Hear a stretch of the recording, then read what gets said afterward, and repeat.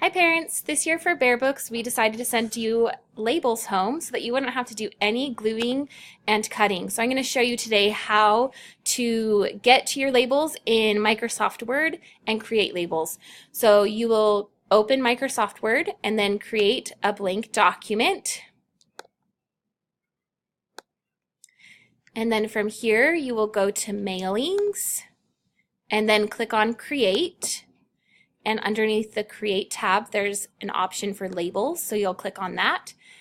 And then down here, you want to edit this. If it doesn't say 5163, you need to edit it. So click on Options, and then select from the options, select 61, 51, 63. And then you'll type in this box up here, you'll type here, and then you will create your labels by pushing OK. Now you have a screen that will allow you to type in the words for your students' Bear Books. So you'll select the text and then start typing. Once upon a time, and then you'll type the entire first page.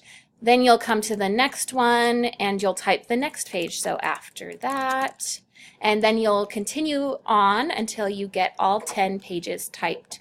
If you have any other questions, please feel free to email or text or call your student's teacher. Thanks. Bye.